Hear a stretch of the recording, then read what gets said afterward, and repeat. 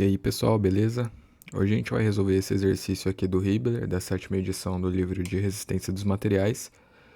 E esse exercício é o 1.45 do capítulo 1, e ele diz que o eixo está sujeito à força axial de 30 kN, e se ele passar pelo orifício de 53 mm de diâmetro no apoio fixo A, determine a tensão no mancal que age sobre o colar C. Então vamos fazer essa primeira parte do exercício. Basicamente, ele está falando que vai ter uma força incidindo no eixo, que está acoplado a um colar. Então, vamos desenhar aqui para ficar mais claro. A gente tem aqui um mancalzinho, e basicamente a gente tem um furo nele. Essa região aqui seria a região do furo. E, além disso, a gente tem um eixo acoplado a um colar. O colar é esse que eu estou desenhando em vermelho aqui.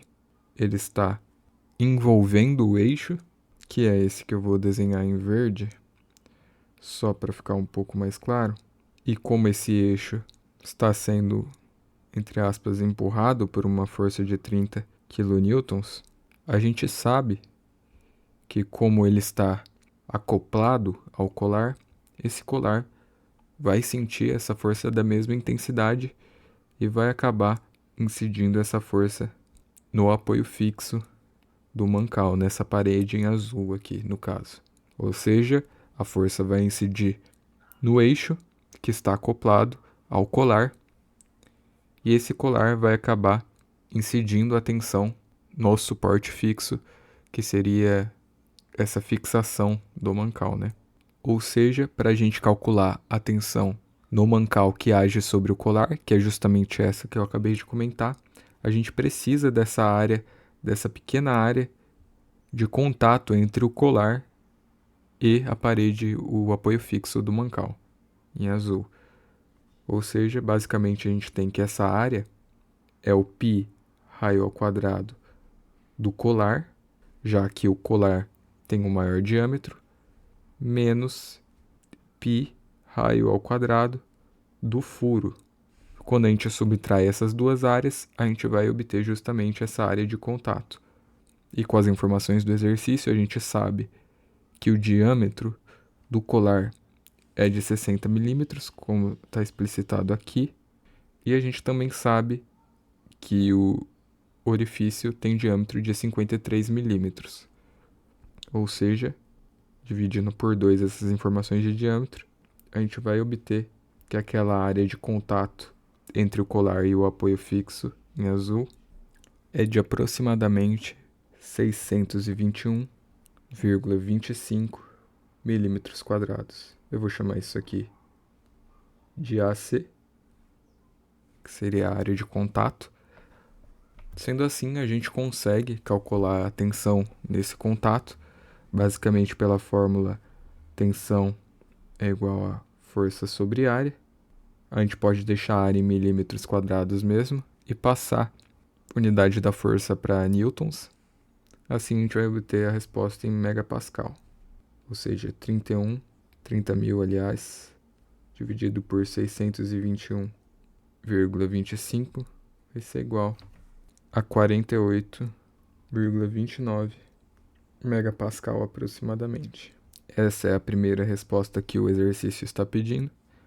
Bom, agora para a segunda parte do exercício, ele pede para a gente determinar a tensão de cisalhamento média que age ao longo da superfície interna do colar no ponto onde ele está acoplado ao eixo de 52 milímetros de diâmetro, ou seja, nessa regiãozinha aqui preta que está demarcada, e a gente sabe que a tensão de cisalhamento vai ser gerada por uma força que está paralela à seção, né? Ou seja, nesse caso a gente está analisando diretamente esses 30 kN que tendem a deslizar esse eixo com relação ao colar. Então, para calcular essa área em que o eixo e o colar estão em contato, a gente tem que, basicamente, essa área de superfície vai ser 2πr, que é basicamente o comprimento do contorno do eixo, né, do círculo, vezes a altura, que se relaciona até onde esse círculo se estende, né? Não sei se ficou muito claro, mas basicamente a gente vai ter esse comprimento de círculo aqui, que ele vai se estender nessa direção por x milímetros, né? Nesse caso, é 10 milímetros. Então a gente consegue calcular a área de contato do eixo com o colar, que vai ser 2π vezes o raio do eixo, que é 52. Aliás, o diâmetro é 52, então o raio vai ser 26, vezes a altura, que é 10 milímetros.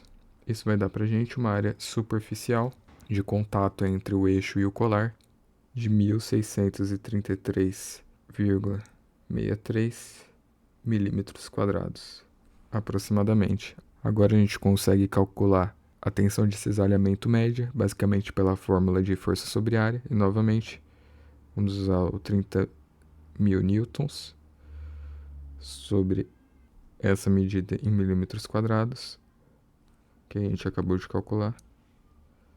Assim, no final das contas, a gente vai obter uma tensão de cisalhamento média de aproximadamente 18,36 megapascal. Bom, basicamente esse foi o exercício. Esse exige um pouco mais de interpretação, né, do que dificuldade com os cálculos em si. E se ficou alguma dúvida, pode deixar aí nos comentários, que eu vou tentar responder da melhor maneira possível.